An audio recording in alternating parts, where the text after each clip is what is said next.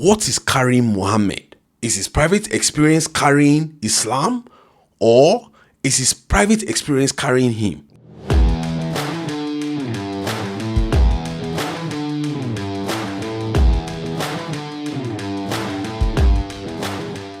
Paul never met Jesus, not even once. He never heard a parable. He never sat with him, no dinner, no supper. He doesn't even know what a sandal looks like. That is the charge against Paul. He barely knew the man. His entire connection to Jesus rests on the vision on the road to Damascus that only him saw, that lives in his head. And that's the charge against him. And it's a very strong charge.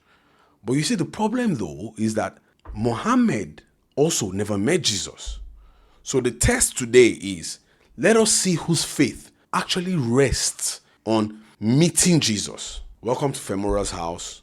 This is where we talk about the faith, we go deep, we do the research, and then we present it to you in the best way that we can.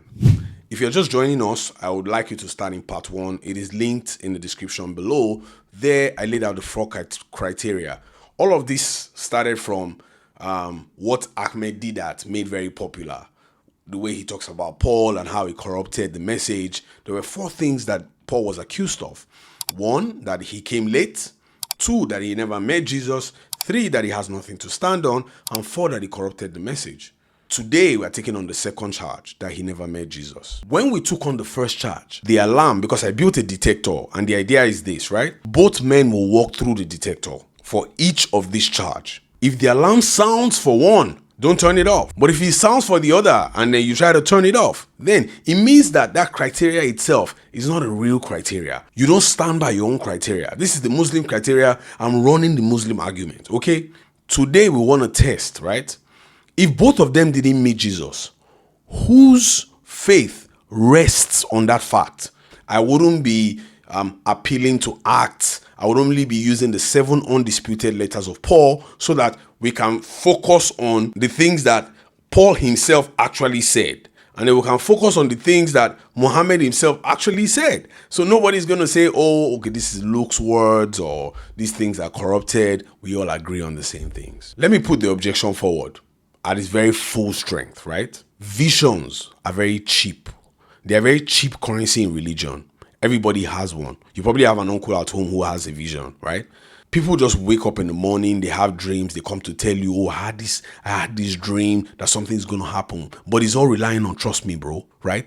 In my article, I put one analogy there. You can just imagine a friend just walking up to you guys saying, man, I had this dream of this crypto strategy that you guys, if you just bet on this crypto, you're going to make so much money, you'll be able to buy a condo in Atlanta. And everybody's asking him, what's the proof? There's nothing. Did you confirm this from anyone? There's nothing. Did anyone else see this? There's nothing. You wouldn't even give him 20 cents, let alone put your entire belief system on him. So the standard is, and I'm going to say it very slowly so that you can hear, a private experience by itself establishes nothing for anyone except the person who had that experience. It cannot be cross-examined. It cannot be cross-checked. It is meaningless to anybody. And I can agree with that. I agree for Paul. I agree for Muhammad. Because I built that detector, I'm not about to call under it. No one should now go and switch it off if it begins to blare the way it did the first time for Muhammad, right? It matters to me a lot that Christianity doesn't rely on Paul's vision. And that's the exact thing I'm about to show today. Before we go into the argument proper, let's first go back to the creed from part 2. And let's watch where Paul puts himself in that creed. I'm going to put the passages on the screen for you guys to be able to see it. First, he said he appeared to Cephas, and then to the 12, and then to more than 500 people who are still living, and then to James, and then to the apostles. And last of all, he appeared to me also. Listen. Last of all, that is where what you need to understand. Read the placement, because that's the entire argument, right? The last person to get that revelation, to get that commission, was Paul. First of all, if you remember that Paul used to be Saul of Tarsus, who used to persecute the Christians, who used to persecute the church. This lines up very well because The message was already there, and he was already persecuting the people who already had that message. And he came and proclaimed it himself in the creed, saying that this had been given to you. He received it, he passed it on, and he was the last to receive it. Very important. Hold on to that. Paul did not say, Jesus appeared to me and therefore Christianity exists. Paul did not say, Jesus appeared to me and therefore now you have to believe in Christianity. No. He appends himself to the end of a list that already had a lot of people who were pillars of the church. I'm going to bring back the football analogy, right? Like, you have already put together a formidable squad, 22 players, but then you remember you have to register 23, and then you call one last guy. That is Paul. It doesn't do anything much for the squad. Maybe he becomes the best player, but the squad already exists. And that's exactly where Paul puts himself in the creed, if you remember. That changes what that vision has to carry entirely. Because if a man tells you something that no one else has ever claimed, and his only evidence is a vision, like that's your uncle that told you that he had one dream one time, you will have every right to walk away. You can leave. You can't place your trust in such a person because it's just a dream. It could be lying. But if somebody comes to tell you that he had a vision, and someone else can corroborate it, and another can corroborate it, and he can tell you to go and ask 500 people, and those 500 people are living, that means something. You can respect such a person at least. At least you can go and confirm, right? Like I said, you can go and verify. His private experience is not carrying Christianity. It is carrying him. What is carrying Muhammad? Is his private experience carrying Islam? Or is his private experience carrying him? If we were to take away Paul's private experience and Muhammad's private experience, what happens? Let us run a demolition test. What I want to do is, let us delete Paul, his vision. Let us delete it. In fact, let us delete Paul entirely. Paul was credited, don't forget, with 13 of the 27 books in the New Testament. So we're going to be deleting 13 books. Christianity is going to lose a lot of its theology, but Christianity still stands. We still have the gospel. We still have Peter. We still have James. We have Jude. We have a lot of all these guys that still forms the theology. The creed is still there. Paul received it. He passed it on, but he didn't write it. Peter is still there. He's still saying what he saw. James is still the pillar of the church. He's still Christ's brother who was previously skeptical. There's still Luke. They are still the 500. Christianity will lose a major missionary because we all agree that, like, one of the biggest missionaries in the Christian movement was Paul. It's going to lose one of his greatest missionaries. And perhaps Christianity may be a very slimmer, poorer version today, but Christianity would exist. Everything around Paul is only a story of a man who was the enemy of Christianity and became its biggest advocate. That is all that vision made happen.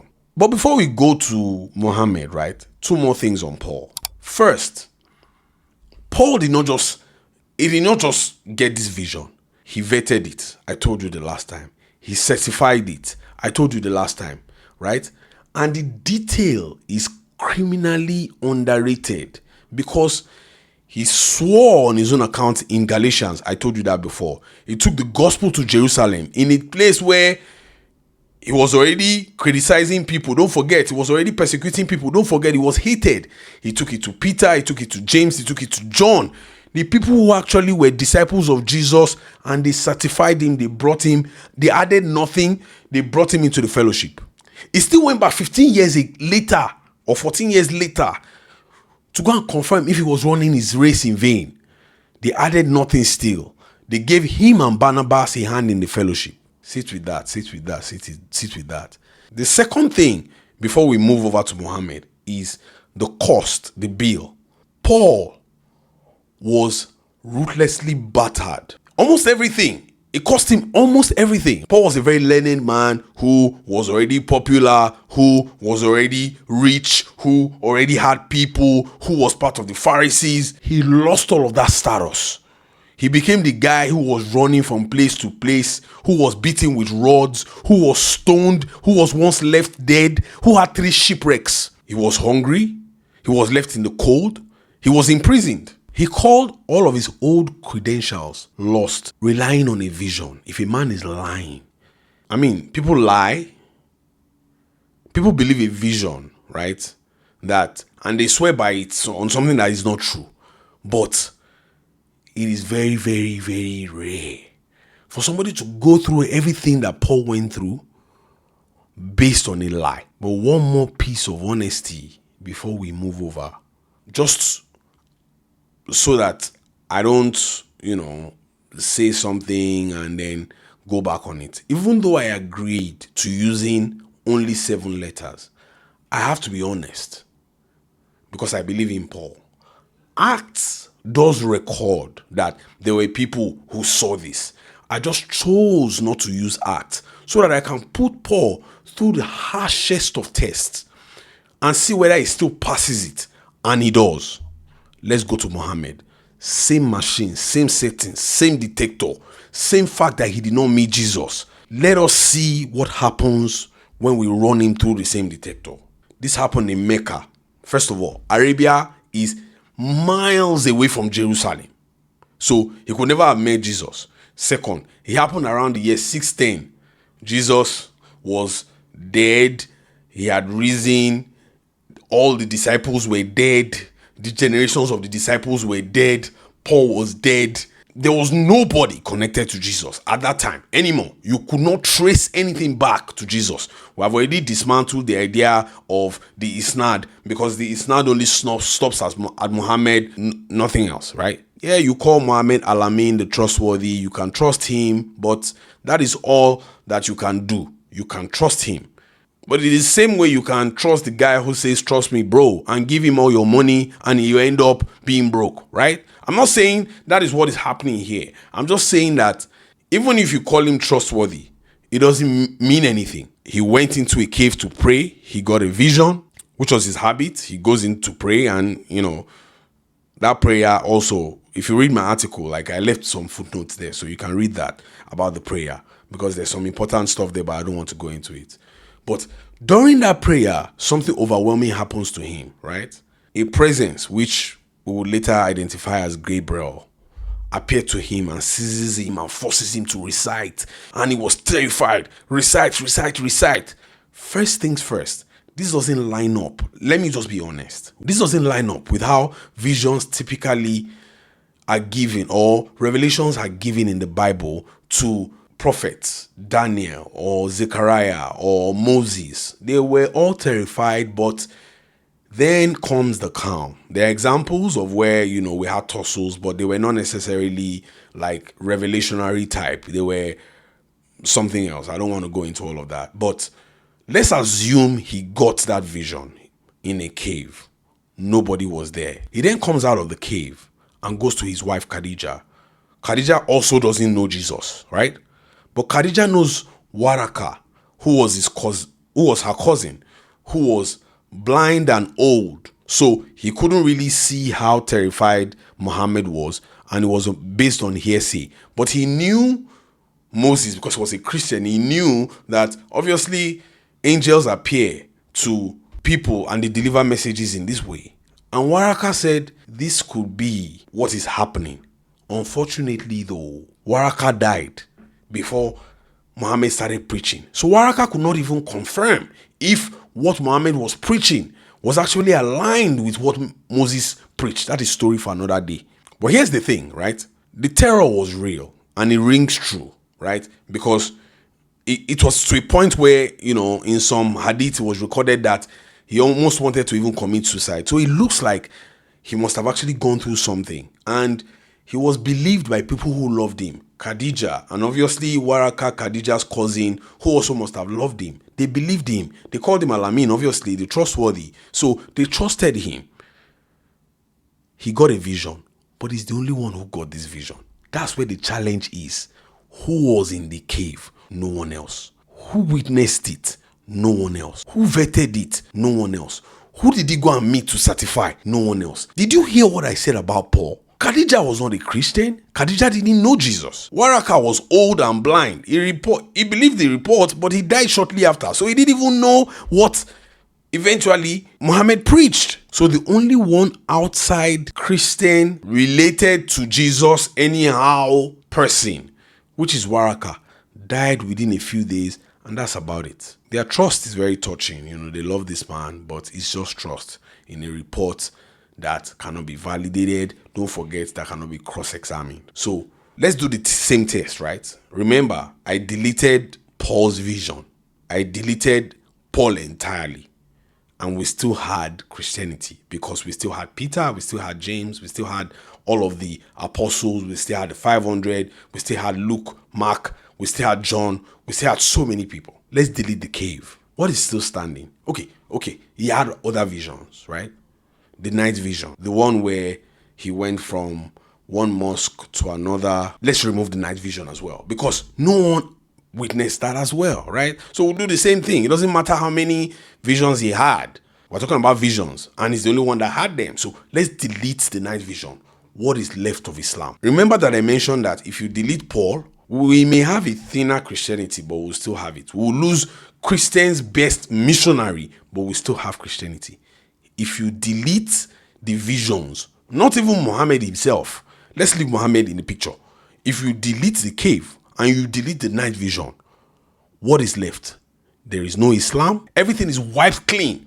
Everything is gone. All the claims about Jesus that was made in the Quran, poof, doesn't exist anymore, because everything enters through only one channel, a private, unwitnessed experience of one man.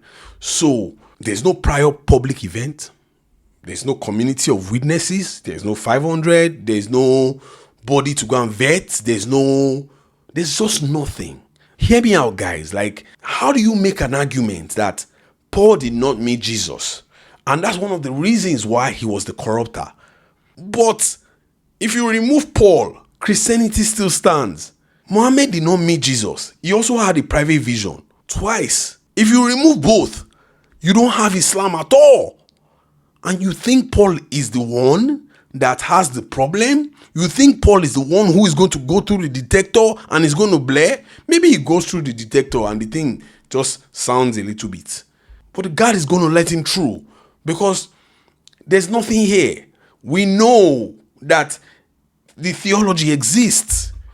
If you delete the cave and you delete the night vision, everything is gone. The question is, and it is not, I'm not trying to do a gotcha here, right? If the private experiences by itself establishes nothing for anyone, like I mentioned at the beginning, if that standard was strong enough to throw out Paul, whose faith does not rest on the vision, what does that same standard do to a faith that rests on nothing else but Muhammad's vision?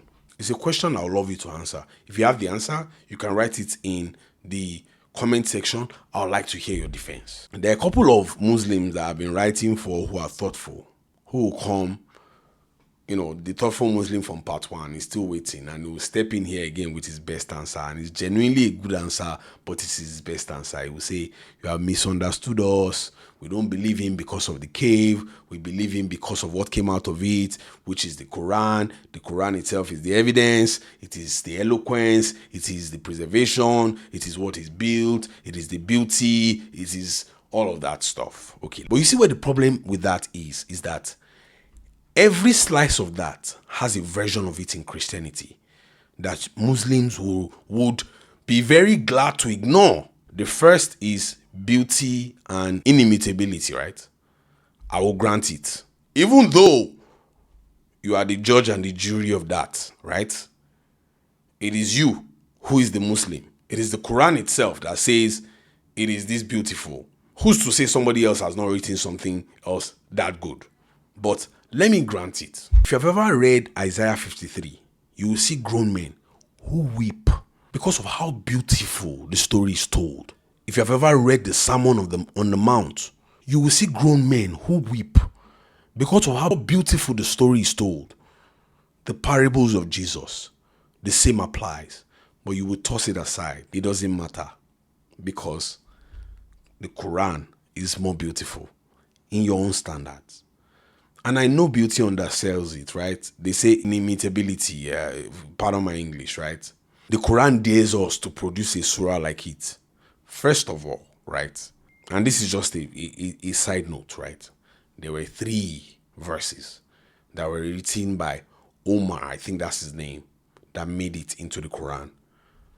We can debate that, right? And say that he was inspired by Allah. I think his name is Umar or Omar. I can't remember at this point. It's Umar. So the real claim is inimitability. Produce a surah like it. For 14 centuries, nobody has been able to do that. Fine. But the question is, like, who is judging that? Who is the judge of that? That nobody has been able to produce something like this. It's the same Muslims. If I bring you something like that, you will say you copied the Quran. Or you will say, oh, you don't understand the standard. Something that cannot be falsifiable. It's a secular argument, right? If you are the one writing the rules and you are the referee at the same time, then every shot that the opponent plays is going to be offside. Even if there's literally a block of defense, it's going to be offside. And there's a small wrinkle inside that claim, which is that 3 verses were produced by someone else in Islam, Umar. In fact, 1 made it into the Quran verbatim. I'm going to put all those things on the screen. So the inimitability and beauty argument sort of doesn't do what you think it does. But if you believe in that, I can't falsify it. It's one of those secular arguments that you just have to believe it. It is still, trust me, bro. The second one is transformation, that Islam transformed Arabia. And I respect Muhammad a lot, to be honest. I feel like he was one of the best statesmen to have ever lived, right? He was able to bring a warring tribe at that time, the Quraysh tribe and all these multiple different tribes together, in a nearly bloodless war. It was done with armies, right? Christianity turned the Roman Empire upside down in 3 centuries without one army at all. Its founder was executed. The first 300 years, they spent it feeding them to the lions. Yet, it still turned the Roman Empire upside down. Rome right now is literally the central of Christianity. That's where the Vatican sits. But you wouldn't agree with that. So if you say transformation is what certifies Islam, but you don't agree that transformation works for Christianity, is also not a good argument. That is the problem. You cannot say it certifies yours, but it doesn't certify mine. That is you turning off the detector. That is the problem I'm having. The third one is character. I already mentioned it from the beginning that they call Muhammad the trustworthy, Al-Amin. And I'm not disputing any of that because I never met him and I think that he was genuinely a kind person and all of that stuff. But unto the death of Paul, he was a sincere person. And so were Peter, so were James. So if we don't accept their own trustworthiness and their own sincerity as proof, because obviously sincere men can be wrong any day, why should that be a standard for Muhammad? That's also you going to go and turn off the detector. There were people who swore unto their death that Paul could never lie. Luke even said it, that he had to go and investigate before he wrote all those things that he wrote about Paul. So he found the truth, isn't it? He was trustworthy as well. But if you say Muhammad was trustworthy and that's the reason, but you don't believe it for Paul, detector. So what I want you to do is to notice the pattern here, right? Every validator that has been offered for Christianity and has been rejected has somehow become the standard for Islam. You can't claim one and reject the other at the same time. That is a double standard. That is the biggest point that I've been trying to make. If you remove this vision and you cancel out these planks, each faith is left holding only what is uniquely its own. Christianity has a public claim. It had people who walked with Jesus. He had even skeptics writing about the facts of the crucifixion. Islam still rests on the vision of one man in a cave, which is stronger. It hasn't proved the resurrection yet, because This series is going to die the day that I begin to lie. Okay? So my cards are on the table. I believe Paul was real. I'm still a Christian. I believe Christ is risen. I believe that the crucifixion happened. I believe they met him on the road. And I don't believe this as a historian, right? I believe this as a Christian. But this argument that I'm making, I am removing Paul. So this is not me, doing the exact thing I'm accusing others of, right? Because if you check it from the beginning, there is no time when I've asked you to believe Paul based on his vision. I have said, believe him based on the creed. Believe him based on the fact that he could certify his vision. Believe him based on the fact that there were people or other people who had the same vision. I am saying that he vetted this thing and he paid the price for it. What price did Muhammad pay? You can answer me in the comment section. So I want you to strip out my belief. Strip out my belief in Paul. Strip out my belief in the vision. Strip out my belief in the fact that Christ actually revealed himself to Paul. Strip out Paul. Remove Paul entirely. Christianity still stands on something. Muhammad never met Jesus. He only had a cave. If you take that out, Islam is gone. 100%. Because that is the exact shape that a faith takes when it can be examined, when it can be checked, when it can be verified. Only one of these can be verified.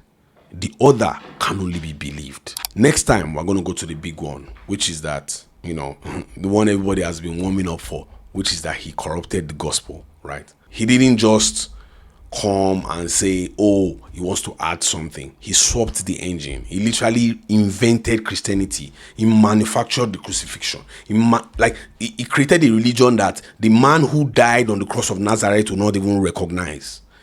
That was the claim, that he corrupted the message. That is what we're going to examine next time. And I want you, this time around, to come with your Quran, because we're going to need it open. This is still Femora's house. Thank you for watching. Please subscribe. Share this with people. Put your comments, your arguments, your responses in the comment section. I'll be happy to engage with them. And I'll see you next time.